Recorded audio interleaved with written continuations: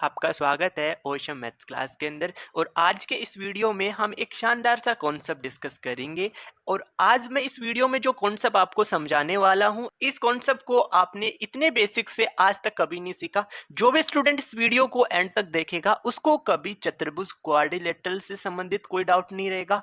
और जितने भी प्रकार के चतुर्भुज होते हैं, क्वाड्रिलेटरल होते हैं, उनको मैं वन बाय वन करके डिस्कस भी करूंगा। मैं आज के इस वीडियो में स्क्वायर वर्ग को इतना बेसिक से बताने वाला हूं कि अगर आप इस वीडियो को कंप्लीट देख लोगे और जितना मैं आपको सिखाऊंगा अगर आप कंप्लीट सीख जाओगे तो आपको वर्ग स्क्वायर से संबंधित उसकी डेफिनेशन, उसका कोई फॉर्मूला, इनसे संबंधित आपको कोई डाउट नहीं रहने वाला। गारंटी देता हूं आपको 100% स्क्वायर के बारे में सीखने को मिलेगा। तो चलो हम स्टार्ट करते हैं आज के इस वीडियो का एक शानदार सा कॉन्सेप्ट। तो सबसे पहले हम जान लेते हैं कि चतुर्भुज क्वाड्रिलेटरल क्या होता है। तो सबसे पहले हम इसकी डेफिनेशन सीखते हैं।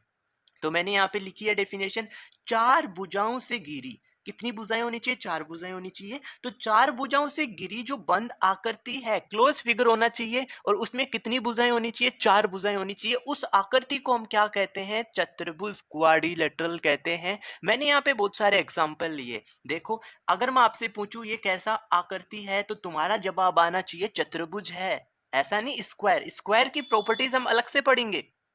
अभी आपका जवाब क्या आना चाहिए? चतुर्भुज है। क्यों? क्योंकि इसमें चार भुजाएं हैं और चार भुजाओं से घिरी बंद आकृति है। देख लो, आप पूरा क्लोज फिगर है। यानी अगर तुम इसको एक पॉइंट लेते हो तो इस पॉइंट से स्टार्ट होगे तो एक भुजा, दो भुजा, तीन और चार, और फिर हम उसी पॉइंट पे वापस पहुंच गए। तो ये एक बंद आकृति है और चार भुजाओं से घिरी है। तो इसको भी हम क्या बोलेंगे? चतुर्भुज बोलेंगे। इसको भी हम क्या बोलेंगे? चतुर्भुज, क्योंकि इसमें भी नंबर ऑफ साइड्स कितनी है? चार, एक, दो, तीन और चार। तो इसको भी चतुर्भुज बोलेंगे। ये भी चतुर्भुज है। और इस आकृति को भी हम क्या बोलेंगे? चतुर्भुज बोलेंगे, क्योंकि इसमें नंबर ऑफ साइड कितनी है? चार, वन, टू, थ्री, फोर। तो क्या सभी को डेफिनेशन समझ में आई? चतुर्भुज क्वाड्रिलेटरल किस आकृति को बोला जाता है, उसकी डेफिनेशन क्या होती है? समझ गए सभी प्यारे बच्चे? तो अब हम स्टार्ट करेंगे एक ऐसे चतुर्भुज को जिसके बारे में हम सारा डिटेल से जानने वाले हैं। वो चतुर्भुज होगा स्क्वायर वर्ग के बारे में अपन डिस्कस करेंगे और इसकी कंप्लीट ए टू जेड जानकारी बताने वाला हूं। तो आप इस वीडियो को एंड तक देखना ना भूले। अगर आप इस वीडियो को एंड तक देखोगे तभी तुम्हें वर्ग का सारा डाउट क्लियर होने वाला है। तो चलो हम स्टार्ट करते हैं। यस, देखो, सबसे पहले अपन स्क्वायर वर्ग की डेफिनेशन देख लेते हैं। तो चार भुजाओं से घिरी बंद आकृति जिसकी चारों भुजाएं समान और प्रत्येक कोण 90 डिग्री का होता है, उस आकृति को हम क्या कहते हैं? वर्ग कहते हैं। देखो, चतुर्भुज की डेफिनेशन यही थी, लेकिन उसमें ये मेंशन नहीं कर रखा था कि उसकी चारों भुजाएं कैसी होनी चाहिए, बराबर होनी चाहिए, अलग अलग होनी चाहिए। ऐसा वहां पे कुछ भी नहीं लिखा गया था। वहां पे सिंपल ये लिखा गया था कि ऐसी बंद आकृति जिसकी चार भुजाएं होती हैं उसको हम क्या कहते हैं? चतुर्भुज कहते हैं। लेकिन यहाँ पे क्या लिखा कि चार भुजाओं से घिरी बंद आकृति जिसकी चारों भुजाएं समान हो और प्रत्येक कोण कितना डिग्री होना चाहिए? 90 डिग्री होना चाहिए। उसको हम क्या कहते हैं? वर्ग कहते हैं। तो मैंने यहाँ पे एक आकृति बनाई है। अगर तुम इस आकृति में देखोगे तो कितने साइड्स दे रखी हैं? चार भुजाएं दे रखी हैं। मैं इस पॉइंट को ए पॉइंट कर देता हूँ, इसको मैं बी बोल देता हूँ, ये पॉइंट सी है और ये पॉइंट डी है। अब आप देखो, पहला हमारे पास साइड ए बी है जिसका मैं साइड कितना ले लेता हूँ? ए ले लेता हूँ। फिर बी सी है, इसको भी मैं ए ले लूंगा। एंड सी डी है, इसको भी हम कितना? ए बताएंगे। और डी ए, इसका भी हम क्या मानेंगे? ए मान लेंगे, क्योंकि सभी भुजाएं आपस में बराबर है। तो सबका मैंने लंबाई क्या ले लिया? ए ले लिया। क्या आपको ये बात समझ में आई? ठीक है। और सेकंड पॉइंट क्या कह रहा है कि प्रत्येक कोण, अब देखो, इस भुजा को और इस भुजा को मिलाने पर यहाँ पे एक एंगल बन रहा है। ये एंगल बनेगा 90 डिग्री का। ऐसे ही इस साइड से इस साइड को मिलाया तो यहाँ पे भी एक एंगल बन रहा है, तो ये भी कितना बनेगा? 90 डिग्री। इस प्रकार का जो सिंबल होता है ये एंगल किसको रिप्रेजेंट करता है? 90 डिग्री के एंगल को रिप्रेजेंट करता है। यहाँ पे भी एक एंगल बन रहा है और ये बन रहा है 90 डिग्री। और यहाँ पे भी एक एंगल बन रहा है जो बन रहा है 90 डिग्री। तो वर्ग जो होता है उसकी सभी भुजाएं बराबर होती हैं और प्रत्येक कोण 90 डिग्री का होता है। उस आकृति को हम क्या कहते हैं? वर्ग कहते हैं। क्या आप सबको ये बात समझ में आ गई? चलो, अब मैंने यहाँ पे लिखा है कि इस आकृति का हम परिमाप कैसे निकालेंगे, पेरीमीटर कैसे निकालेंगे। तो जनरली क्या होता है परिमाप निकालने का फॉर्मूला, कि जो आकृति जिसका परिमाप निकाल रहे हो उसकी सभी भुजाओं का आप योग कर दो। उस आकृति को बनने में जितनी भुजाएँ काम में आई हैं, उन सब का आप योग कर लो, तो हमें क्या मिल जाएगा? परिमाप मिल जाएगा। तो देखो, मैं कैसे निकालूँगा परिमाप? मैं इस पॉइंट ए से चलता हूँ, तो मैं ए से बी गया, तो मुझे पहली भुजा मिली ए बी, जिसका मान कितना दे रखा है? ए दे रखा है। फिर प्लस में बी से सी गए, तो उसका मान भी कितना दे रखा है? ए दे रखा है। फिर प्लस में सी से डी गए, तो उसका मान भी ए दे रखा है। फिर प्लस में डी से ए गए, तो उसका मान भी कितना दे रखा है? ए दे रखा है। और हम ए को 4 टाइम अगर ऐड करें, यहाँ पे मैंने ए को कितने बार प्लस में लिख रखा है? 4 बार प्लस में लिख रखा है। तो आप इस ए का 4 गुना कर दो, यानी हम उस ए वेरिएबल जो भी होगा उसको हम किससे गुना कर देंगे? 4 से। तो हमें परिमाप ज्ञात करने का फॉर्मूला क्या मिलेगा? 4 इंटू ए का मतलब क्या? साइड है, जो ये साइड है उसी का तो मापन है ए। तो हमारे पास वर्ग का परिमाप निकालने का हमें फॉर्मूला मिल चुका है, 4a इकाई, या हम इसको ऐसा भी कह सकते हैं 4 इंटू साइड, 4 इंटू भुजा भी हम क्या कह सकते हैं? परिमाप ज्ञात करने का फॉर्मूला बता सकते हैं। क्या आपको ये पॉइंट समझ में आया? अब अपन 2 नंबर पॉइंट, इसके एरिया की बात कर लेते हैं। क्षेत्रफल कैसे निकालेंगे? तो सिंपल सी बात है, देखो इसका साइड कितना ए है, तो हम इसके साइड को साइड से गुना कर दे, ए को ए से गुना कर देंगे, तो हमें उसका एरिया फाइंड हो जाएगा। और हम यहाँ पे वर्ग इकाई लिख देंगे, क्योंकि जो क्षेत्रफल होता है उसमें वर्ग लगता है, और जो भी हमें इकाई दे रखी है वो हम यहाँ लगा देंगे। तो वर्ग इकाई ए इंटू ए, वर्ग इकाई किसका? क्षेत्रफल आ जाएगा। वर्ग का क्षेत्रफल ज्ञात करने का फॉर्मूला हमें मिल जाएगा। समझ में आ गया? सबसे इंपॉर्टेंट पॉइंट कि हम इस वर्ग का विकर्ण कैसे निकालें। तो सबसे पहले तो ये समझो विकर्ण होता क्या है। विकर्ण होते हैं कि ये जो पॉइंट है ए, इसको अगर हम सी से मिला दे, तो इस वर्ग का एक विकर्ण बन जाएगा। ऐसे ही अगर हम बी को डी से मिला दें, तो इस वर्ग का ये क्या बन जाएगा? दूसरा विकर्ण बन जाएगा। तो मैं सबसे पहले ए को सी से मिलाता हूँ। यस, मैंने क्या किया, पॉइंट ए था, इस पॉइंट को किससे मिला दिया? सी से मिला दिया। तो ये ए सी क्या है? विकर्ण है इस वर्ग का। तो यहाँ पे हमें वर्ग के विकर्ण की लंबाई निकालनी है। तो कैसे निकालेंगे? ध्यान से समझो। देखो, आप इस एबीसी को देखो, ए बी सी, ये एबीसी हमारे पास क्या बन गया? राइट एंगल ट्रायंगल बन गया। क्यों? क्योंकि इसका ये कोण कितना है? 90 डिग्री है। तो 90 डिग्री अगर किसी त्रिभुज का एक कोण आपको मिले, तो वो त्रिभुज कैसा होता है? समकोण त्रिभुज होता है। अब 90 डिग्री जहाँ एंगल बन रहा है उसके साथ दो भुजाएं हैं, एक भुजा ये रही, वो भी ए है, और ये भुजा है वो भी ए है। तो इसके सामने 90 डिग्री के सामने क्या होता है? कर्ण होता है। तो हमें इस भुजा का मान कैसे निकालेंगे? इस भुजा और इस भुजा का वर्ग करके जोड़ दो।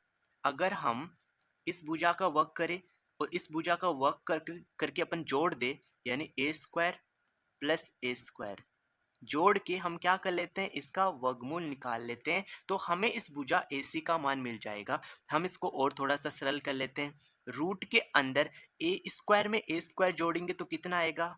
2a स्क्वायर आ जाएगा। इसको थोड़ा और सिंपल कर लो, तो 2 का हम रूट नहीं निकाल सकते, तो रूट 2 ऐसा कैसा आ जाएगा? लेकिन ए स्क्वायर का रूट अपन सोल्व करें तो यहाँ पे क्या आ जाएगा? a आ जाएगा। यानी इस वर्ग का विकर्ण हम निकाल पाएंगे किस सूत्र से? रूट 2 इंटू ए से। ए हमारे पास यहाँ पे भुजा है, अगर भुजा का मान हम रूट 2 से गुना कर देंगे तो हमें इस वर्ग का क्या मिल जाएगा? विकर्ण मिल जाएगा। तो आई होप सभी को ये फॉर्मूला समझ में आ गया। वर्ग का विकर्ण किस सूत्र से निकाल पाएंगे, और क्या प्रॉपर्टीज हैं जो आपको वर्क से संबंधित ध्यान रखनी है, बहुत डिटेल से मैं डिस्क्राइब करूंगा। आराम से इन सब बातों को समझो। देखो, मैंने क्या किया, ए को सी से मिलाया, तो ए सी क्या था? विकर्ण था।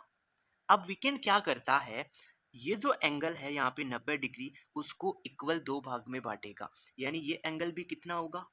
45 डिग्री, और ये एंगल भी कितना होगा? 45 डिग्री। या फिर आप ऐसे समझ सकते हो कि हमारे पास यहाँ पे ए बी सी क्या बन रहा है? एक समकोण त्रिभुज बन रहा है, और समकोण त्रिभुज में ये कोण तो कितना डिग्री है?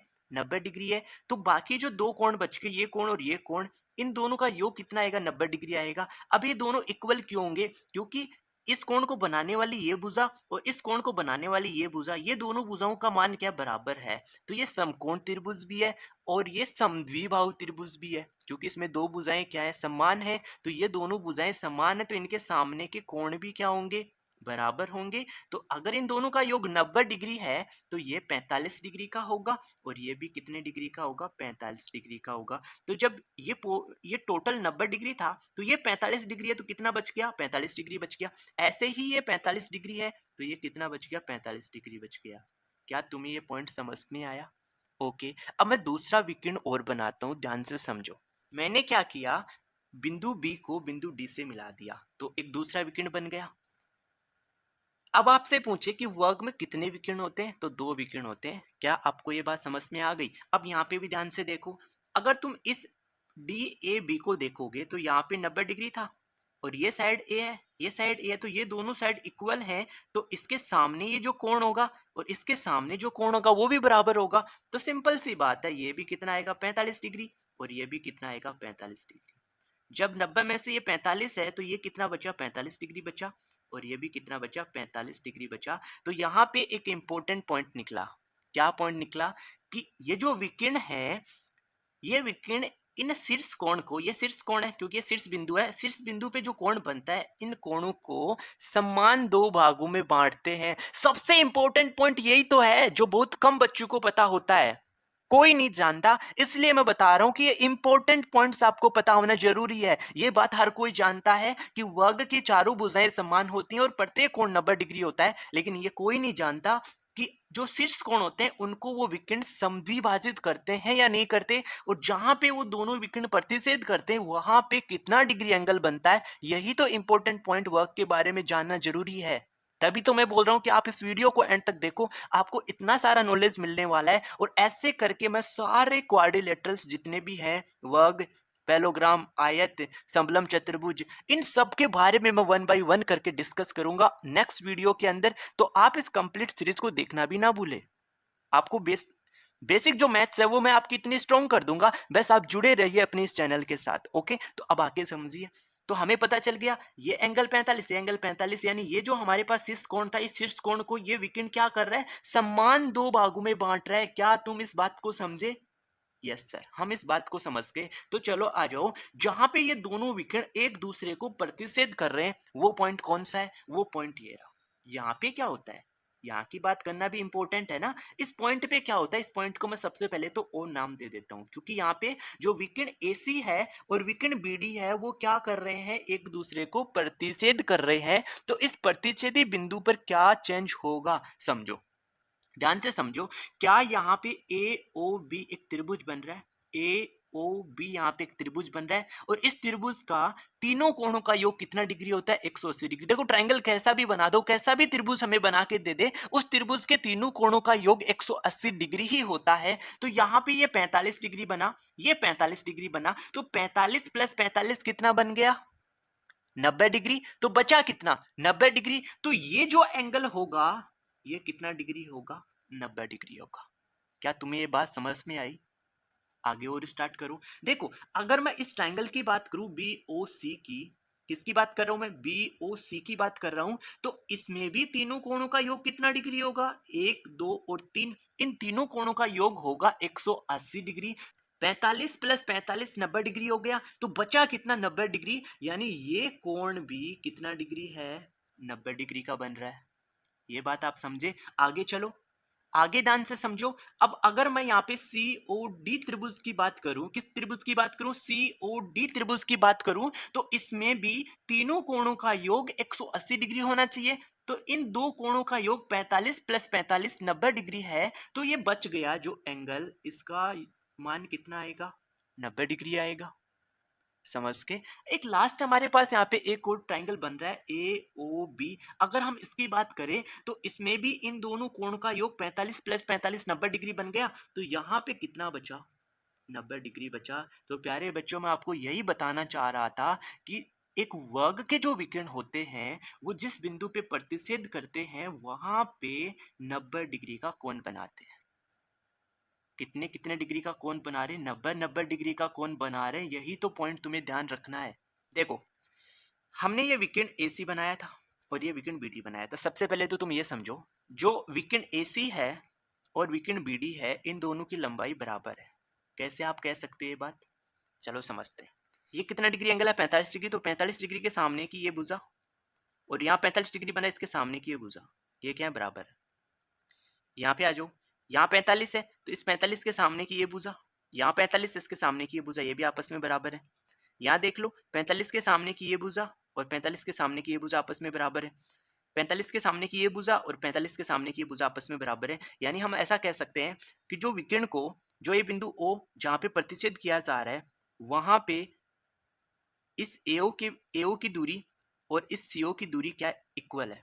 यानी AO की लंबाई जितनी है उतनी किसकी लंबाई है? CO की लंबाई है। कहने का मतलब AC को समान 2 भागों में काटा जा रहा है बिंदु O के द्वारा, समद्विभाजित किया जा रहा है ना, तभी तो हमारे पास AO जितना दूरी का उतना ही कौन दूरी का CO है, उतनी दूरी BO की और उतनी दूरी किसकी है? OD की दूरी है। तो मैंने इन पे बेस्ड जितने भी इंपॉर्टेंट पॉइंट बने वो सारे मैंने मेंशन किए हैं। पहली बात तो आप ये याद रखो कि वर्ग के अंदर 2 विकर्ण होते हैं और उन दोनों विकर्ण की लंबाई क्या होती है? बराबर होती है। यानी AC किसके बराबर होगा? BD के बराबर होगा।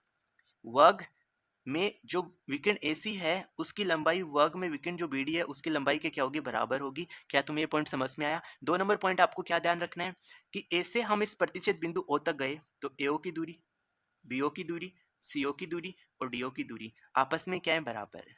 ये सारी दूरी आपस में क्या बराबर है और किसके बराबर है? हम ऐसा कह सकते हैं इस AC जो विकर्ण है उसका आधा कह सकता हूँ, क्योंकि जो विकर्ण AC है उसका आधा कर दूंगा तो मुझे AO मिल जाएगा, उसका आधा मैं CO के बराबर भी कह सकता हूँ, या फिर मैं ऐसा कह सकता हूँ इक्वल टू में कि जो ये BD विकर्ण है उसका भी आधा कह सकता हूँ, तो BD बटा कितना आ जाएगा? 2 आ जाएगा। तो इंपॉर्टेंट पॉइंट ध्यान रखिए बच्चों, AO बराबर BO बराबर CO बराबर DO बराबर AC बटा 2 आएगा, इक्वल टू BD बटा 2 आ जाएगा। ये पॉइंट आप समझ गए। तो अब मैं आपको बता रहा हूँ जो 2 पॉइंट और इम्पोर्टेंट। देखो, अभी मैंने जो ऊपर बताया वही मैंने यहाँ लिखा है कि विकर्ण जो है वो शिष्ट कोणों को समद्विभाजित करते हैं। ये रहे शिष्ट कोण, ये विकर्ण था तो इसको समद्विभाजित करा ना, तभी तो ये 90 डिग्री था, तो ये 45 से 45 का निकला। तो 1 नंबर पॉइंट में ऊपर आपको एक्सप्लेन कर दिया, प्रूव कर दिया, और यहाँ पे मैंने यहाँ पे लिख दिया है, ध्यान से समझने, आपको सबको समझ में आ गया होगा। 2 नंबर पॉइंट मैंने क्या लिखा कि जो दोनों विकर्ण है वो एक दूसरे को 90 डिग्री के साथ समद्विभाजित करते हैं। आप देख लो, जो विकर्ण AC है, विकर्ण जो BD है, वो यहाँ पे क्या कर रहे हैं? एक दूसरे को समद्विभाजित कर रहे हैं। और किस डिग्री पे कर रहे हैं? 90 डिग्री के कोण पे कर रहे हैं, क्योंकि AC जितना है उसको देखो इक्वल 2 पार्ट्स में ब्रेक किया जा रहा है, BD को भी इक्वल 2 पार्ट्स में ब्रेक किया जा रहा है, और यहाँ पे जो एंगल बन रहा है वो कितना डिग्री बन रहा है? 90 डिग्री कोण बन रहा है। यही मैंने 2 नंबर पॉइंट में एक्सप्लेन किया है कि दोनों विकर्ण एक दूसरे को 90 डिग्री के साथ समद्विभाजित करते हैं। बस आपको इस वर्ग स्क्वायर से संबंधित इतनी जानकारी पता होना जरूरी है, इसके बाद वर्ग से संबंधित आपको कोई डाउट नहीं आएगा। तो आई होप आपको वीडियो कैसे लगा आप मुझे कमेंट करके जरूर बताना, और इसी चतुर्भुज के कंप्लीट सीरीज देखने के लिए आप अपने चैनल के साथ जरूर जुड़ जाना। Okay, thank you for watching video.